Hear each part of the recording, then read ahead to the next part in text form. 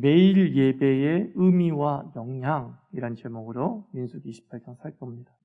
자, 이제 민수기 28장과 29장은 이제 한 개의 성경의 통합의 성경이라고 보시면 됩니다.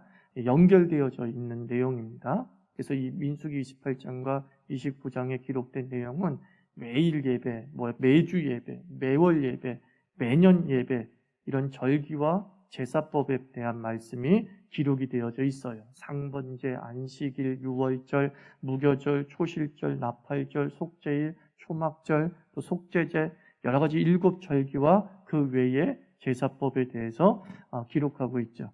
이미 레위기 23장에서 이 각적 절기와 제사에 대해서는 기록이 되어져 있고, 또 성경 곳곳에서 부분적으로 반복적으로 말씀하고 있는데, 또 28장에서도 또 29장에서도 반복적으로 말씀하는 거예요.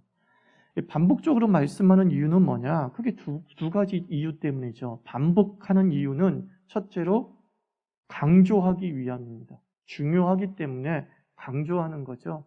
그냥 별로 중요치 않은 일이라고 한다면 한 번 언급하고 말 터인데 몇 번씩이라 반복하는 것은 제사가 매우 중요한 것이다 라는 것을 일깨워주기 위해서 하나님께서 반복하시는 겁니다.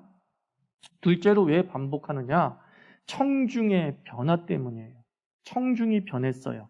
자, 레위기 23장이나 그 민수기 28장 이전의 기록들은 출애굽 1세대를 향한 기록이었단 말입니다. 그죠? 근데 이제 민수기 20장부터는 이제 출애굽의 2세대들, 즉 자녀 세대들이 본격적인 주축을 이루고 있어요.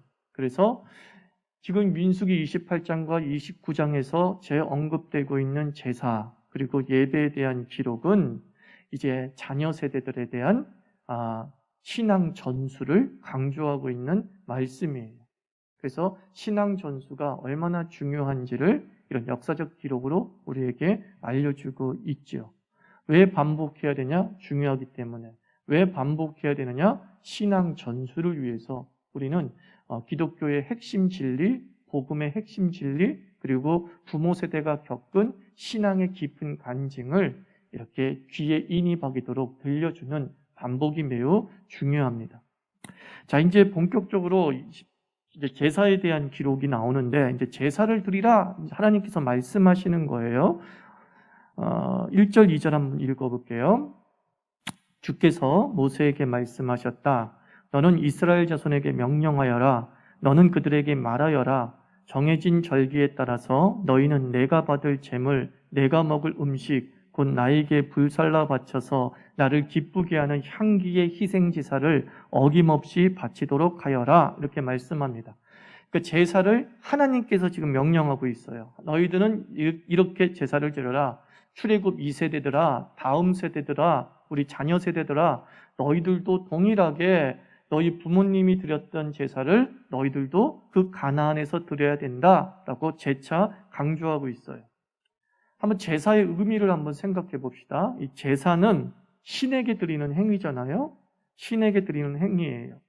그러니까 제사를 드린다는 것은, 제사 제도가 있다는 것은 그 고대 근동의 사상에서는, 그 중동 지역 사상에서는 신의 존재를 인정하는 행위예요. 제사를 드린다. 누구의 존재를 인정한다? 신의 존재가 있다라는 거예요. 신의 존재, 절대적 존재가 있다라는 것이 제사를 통해서 표현되어지는 거죠.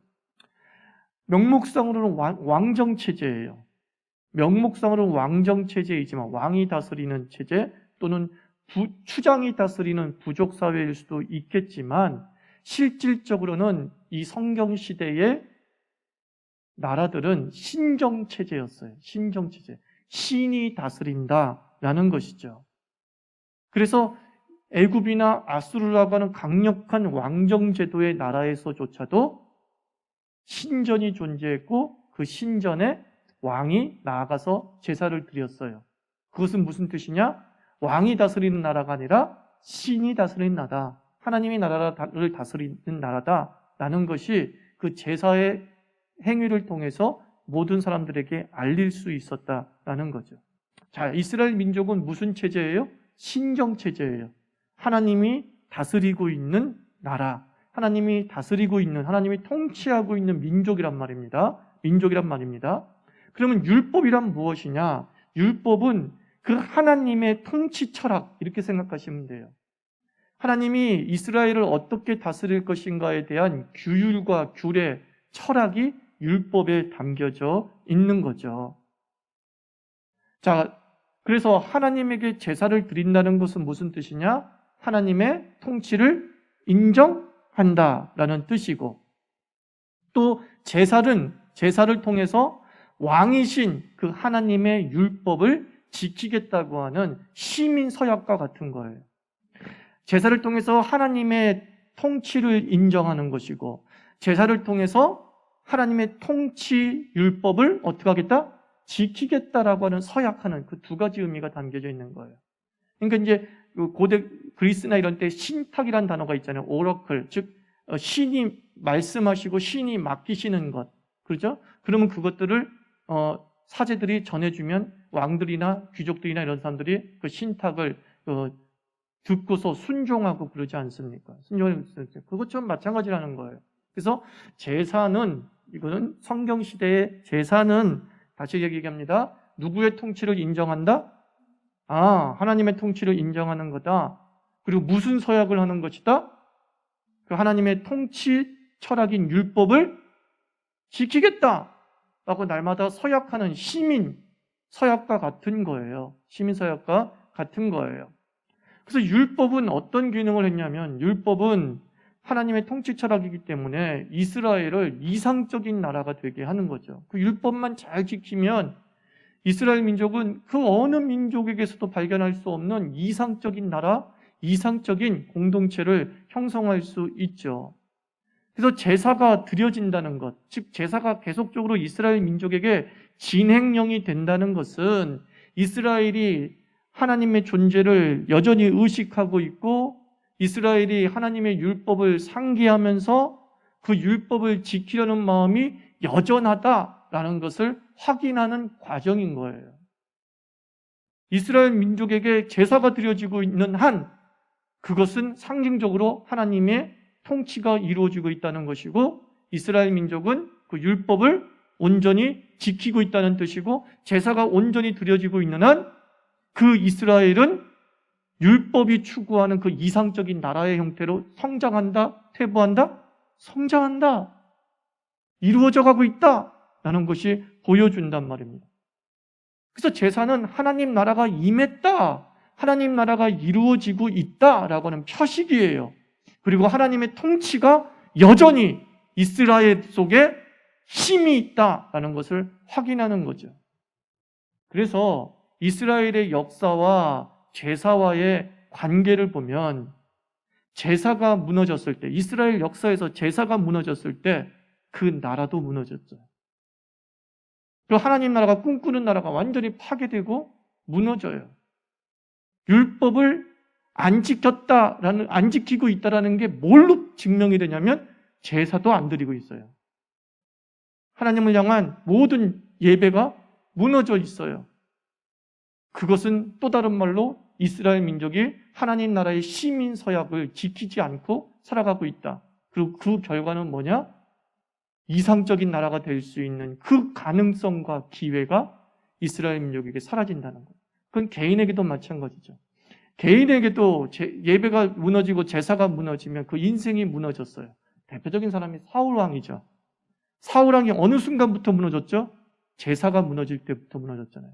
하나님을 경시하면서 제사장이 드려야 될 제사를 자기가 드리려고 하고 하는 이 모습들, 사무엘을 기다리지 못하고 지가 막 마음대로 끌어가려고 하는, 완전히 하나님을 향한 경외와 예배가 무너진 사울이 그 다음부터 어떤 일이 벌어져요? 하얀 길을 걷잖아요. 하얀 길을 걷잖아요.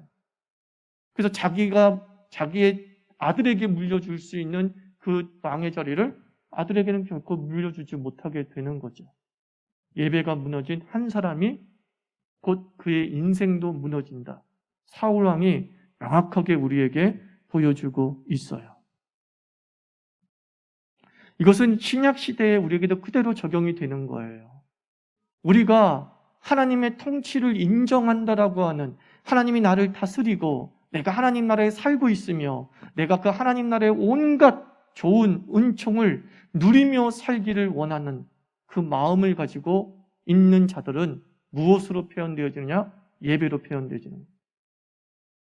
그리고 그 예배는 다시 또 내 삶에 영향을 미쳐서 계속적으로 하나님 나라의 그 이상적인 삶, 그 하나님이 주시고자 하는 놀라운 하나님 나라의 풍성함들이 다시 나에게 피드백되는 일이 반복이 되어지는 거죠. 그래서 예배는 우리에게 이렇게 하나님 나라를 이루어가게 하는 표식이자 그리고 능력이다라는 사실을 우리가 확신할 필요가 있는 거예요. 예배 뭐 그냥 드린다고 뭐 되나? 아니, 내가 예수 믿는 사람이니까 의무적으로 예배 드리지. 그거 아니에요. 하나님 나라의 백성으로서 하나님 나라의 그 놀라운 통치를 내가 마음껏 누릴 수 있음에 대한 감사와 그리고 그 나라가 이루어지기를 꿈꾸고 충만해지기를 바라는 시민적 서약, 행위가 예배 속에 담겨 있다라고 생각하면 더 실질적이겠죠. 단순히 하나님을 경외하는 것을 끝나는 게 아니라 하나님의 통치, 하나님 나라의 철학, 하나님 나라의 그 이상향들이 진행 중에 있다라고 하는 것을 보여주는 표식이 예배인 거예요. 지금 여러분 여기서 예배하고 있죠? 그러면 여러분의 삶 속에는 하나님 나라가 이루어지고 있다라는 거예요. 그 하나님의 통치가 적용되고 있다라는 거예요. 그런데 예배 자리를 떠나 있다. 예배를 통해서 하나님 나라의 통치를 보여주지 못하는 삶을 살고 있다. 그러면 어느 날 그에게도 더 이상 하나님 나라는 그의 것이 아니라 세상의 모든 압박에 시달리면서 하나님의 이상향이 파괴되어지는 일이 벌어지는 거죠. 그래서 예배의 의미와 영향을 잘 생각해 보시고 여기서 한번 단어에 대해서 생각해 봅시다. 그 단어 속에 예배의 정신이 표현되어져 있어요. 예배의 정신이. 자, 2절 말씀 다시 한번 읽어봅시다. 시작. 너는 이스라엘 자손에게 명령하여라. 너는 그들에게 말하여라. 정해진 절기에 따라서 너희는 내가 받을 제물, 내가 먹을 음식, 곧 나에게 불살라 바쳐서 나를 기쁘게 하는 향기의 희생제사를 어김없이 바치도록 하라. 자, 여기서 세 가지 단어가 있어요. 예배와 관련돼서 제물, 음식, 향기 그랬어요. 그죠? 제물을 바치라. 내가 먹을 만한 음식이다. 내가 받을 만한 향기다. 저는 이 세 가지 단어를 통해서 예배의 정신, 우리가 어떻게 예배해야 되는가를 아주 멋있는 그림으로 표현되었다고 생각을 해요. 자, 제물이라는 건 뭐냐면, 자, 제물은 어떤 정신을 보여주는 거냐? 레위기를 묵상해서 알겠지만은 제물은 흠 없는 걸 줘야 돼요. 흠 있는 걸 드려야 돼요. 그죠? 흠 없는 것, 가장 소중한 것을 드리는 거죠. 그죠? 가장 소중한 것을 드리는 거예요. 최고 소중한 것을 드려요. 그러면 가장 소중한 것을 드린다는 것은 그 제사의 대상이 형편없는 사람이겠어요? 아니면 굉장히 존귀한 사람이겠어요? 존귀한 사람이겠죠. 누가 자기하고 비슷한 사람한테 최고의 좋은 것 주는 사람은 없잖아요. 진상품이라고 생각했을 때.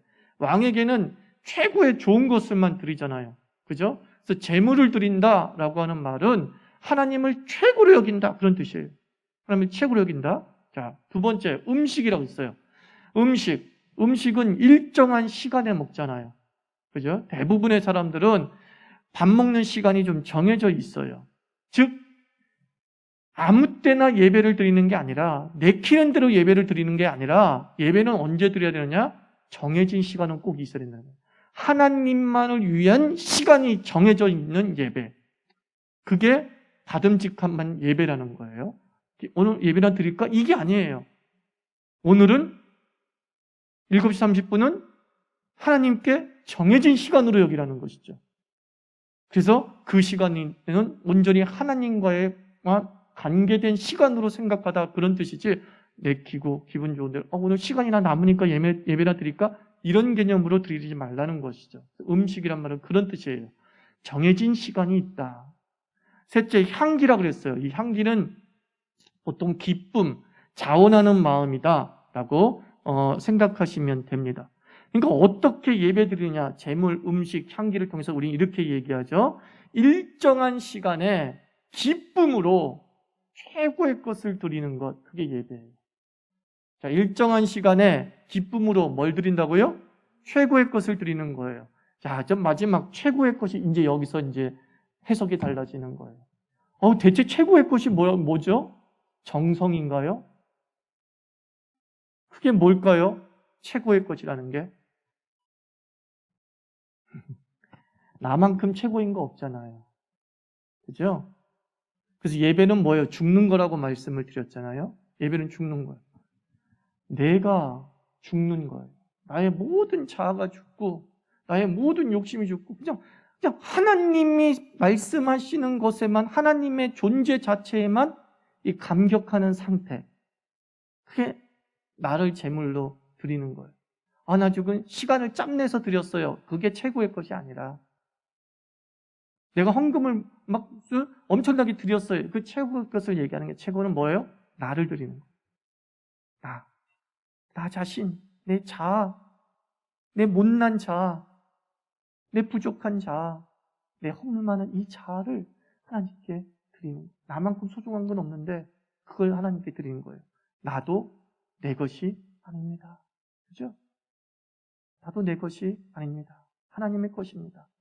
라고 하면서 우리 자신을 드리는 예배가 될 때에, 예수 안에서 우리 자신을 드리는 예배가 될 때에, 예수 안에서 내가 십자가에 못 박아 함께 죽는 예배를 드리게 될 때, 그것이 하나님께서 기뻐 받으시는 예배다라는 겁니다.